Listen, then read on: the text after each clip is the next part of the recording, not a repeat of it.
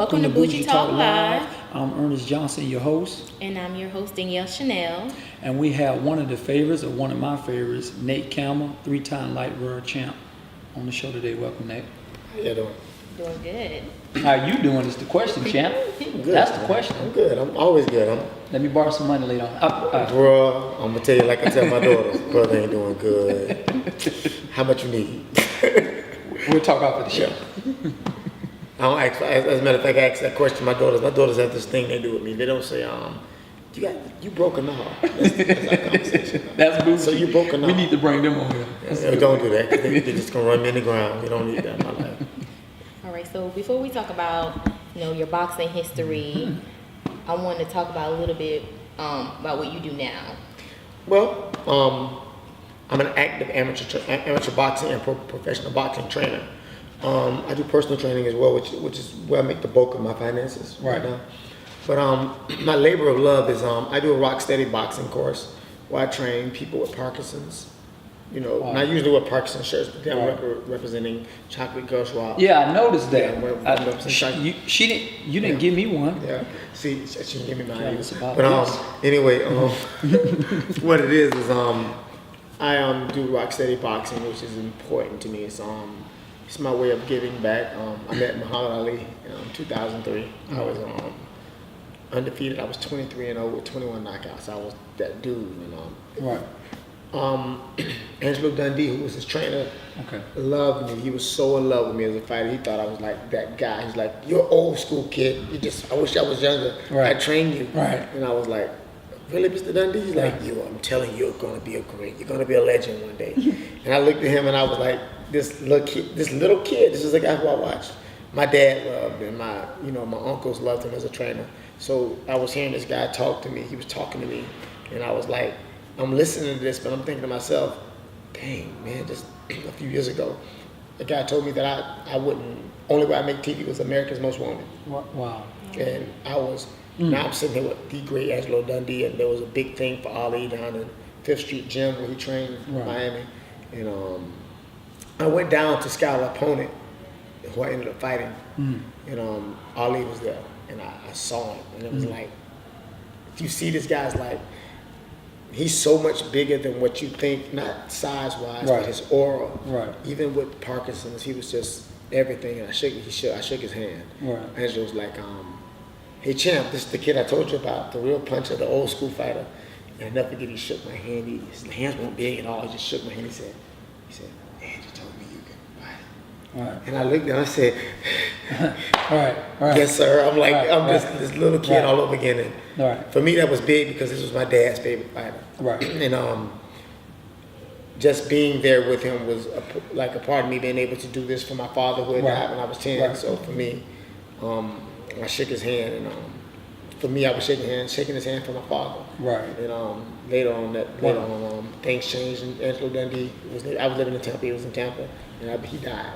Right. And I was a pallbearer in his funeral. But I had to fight, so they made me an honorary pallbearer. They had my name on the list, even though I wasn't there, so it was a big thing for me. So I really wanted to do something that would impact the memory of Ali. So that's why we watched that. And that's what you do to give back. Yeah, that's what I do to give back. Okay, wow. That's touching. That touched me.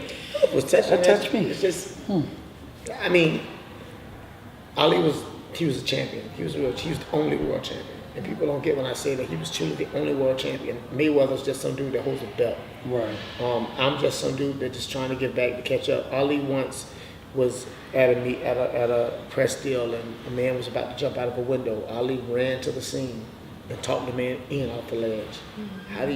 He's a champion. He died. When he died, I was in China, Uzbekistan. Right. And people were crying. Right. People had pictures of him when he came to Uzbekistan in 1978. And I'm like, he impacted so much. Right. And I got off my plane in New York, and I was there with the great Mark Breland and Danny Jacobs, and my boys. And it was like, me and Mark always go out. We go out to eat pizza every time I come in. He takes me for pizza. I always make sure I call him. And it's just my way to Mark Breland, who's the greatest amateur of all time, 110-1 as an amateur Olympic gold medalist in '84. And we did this big thing about Ali, and they asked me, how did he impact me? My impact was, if you didn't like Ali in my house, you couldn't live there. Wow. That's just what it was. Well, I guess I just wouldn't have been standing He there. was standing. My dad was I'll just what you slept mean you don't like outside. Ali? He stood up 5 people. Yeah. Right. He was dead serious about it. Yeah, He I just did. slept outside with the dogs. If we didn't have dogs. Oh yeah, well, I'd have found somewhere. Left. But that's some of the things I'm doing. I also have a show called Experience the Galaxy with Nate Campbell that airs on Ustream, YouTube, Facebook Live, as well as Periscope at the same time in HD. I have a lot of great guests come on. Right. I get a lot of people call in, like great boxers like Daniel Edward. Carl King sat in my last show. Right. We did a fight show. I had John David Jackson, my trainer, who's a big time guy right now in boxing. He called in. Roy Jones always going to be down for the hustle for me. Okay. I'm looking to get Mike Tyson on soon. And, Oh wow. Yeah, I'm looking to get Mike Tyson to call on. Do he really talk like that? Hey, It's not as bad as it sounds. It's more like I don't got anything against you, Mike. Mike is the most fun you can have with your clothes on. I'm just gonna tell With your you. clothes. He's the most. He fun. said it. Mike is fun, man. He's a real dude, man. He's a real dude. He keep it real. He keeps it real. Dirty But jokes, with your the whole clothes nine. on. I mean, we boys. We're really Right. boys. Right. I had Randall Bailey come on last 2 weeks ago. Alan Green, who's like my baby. We're all like brothers. And Right. these are guys that we're woven together Right. through our adversities of boxing and in life, and these are the guys I think about when I think about what I miss most about boxing. When I go to Roy Jones's, it's great to be around somebody who I know is a real person or who I know is a real guy, but to be around my other friends is just it's a great thing for me. For me, the relationships that I've garnered as a fighter really stay with me to this day. Jeff Lacey and I were roommates in the amateurs. He went on to go to the Olympics in 2000. I was Olympic alternate on the alternate list, and Jermaine Taylor and I were amateurs together. So you just think about the guys that, for me, what I'm doing now is really trying to make sure that my boys are good. So a lot of times they go through stuff, and I'm always trying to be there for them. And, Right. I'm the guy in the neighborhood that takes all the kids. I put them all in the car and take them like my Uncle Danny did for us. Take them all to the gym. Anytime you're looking for some more kids, we got a couple more to hand too. Y'all probably gonna bring the kids over. We'll line them up. Y'all be bringing the Send kids. them to Nate. They want to cry and carry on. No. I want my mom. Yeah. Well, them the ones we need you to iron Those are out. the ones Yeah. that you need. Yeah, them the ones you need. But I'm not. But today I got another kid, another like 9-year-old kid, 10-year-old kid that I train kids that people say can't be trained. Okay. I train the kids that they say are autistic and Wow. I train those kids. And people ask me why. I'm like, why wouldn't I? And the problem is I think that for me, when you look at where I came from just across the water here from River City. I grew up in the worst neighborhood in Jacksonville at the time. I grew up on Church Street, what's called Uptown. It's no longer there, La Villa. Right. And then I ended up going to the east side, the Blodgett Homes, the Durkeville, and all those places, and I grew up rough.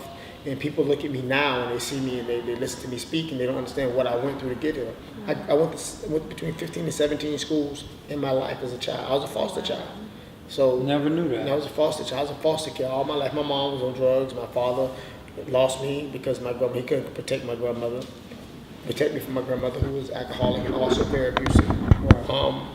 So they took me from my father when my grandmother beat me. She beat me to the point that she bruised my internal organs. And somebody asked me, how do you reconcile what you've gone through and where you are, what you come out of? For me, it's life. It makes us who we are. I think that you're galvanized by your circumstances to make you the man you become. And for me, as I've gotten older, I've learned to embrace those instead of hide from them. Right. So that's who I am. Wow. So who inspired you to box? Like, who was your favorite boxer? Ooh, that's a loaded question. Yeah. It's a tough one too, That's man. a tough question because I'm a boxing historian. Right. But for me, I wanted to be one. I love to. Tyson, man. No. Come on. No. Tyson, I'm still one of your fans, man. I'm still a fan. I wanted to be And that's just my like boy. you, That's my man. boy. One hit of But Tyson, man. if you want to know who I wanted to be, I didn't want to be like him. Uh-oh. I wanted to literally be Aaron Pryor. Okay. I wanted to be him. And I never forget, I lost my first PAL national tournament. I beat this guy. Everybody knew I beat this guy, and I was crying. I was angry. I was 26 years old, and I took off work for this. You know what I'm saying? A black person take off work. I slept under. As a matter of fact, I slept under a tree in my car on the front seat for this. And you gonna tell me that, as a matter of fact, that particular time they gave us a room. So I slept with me, one of the guys, Tito Ocasio, and all his guys was like my brother this day, over in Gainesville area. Right. He's like, he's a real dude, man. He never changed when he went to title, man. He's always the same guy. Right. Every time you see him, he's very personable. He's that guy, man. I love that dude, man. He's like, we still boys, man. Right. 20 years later, right. And I'm still the same Nate that he met that was sleeping in his car. Right. And I beat this guy, hit him uppercut. I beat him up. Right. I mean, concussion, whole nine. Right. He wins the fight. And I'm furious. Right. And I cussed him, but you mother, I'm going off. Right. Man, I took vacation time. Right. I got to go back and work overtime in Winn-Dixie Warehouse for this. You're going to do me.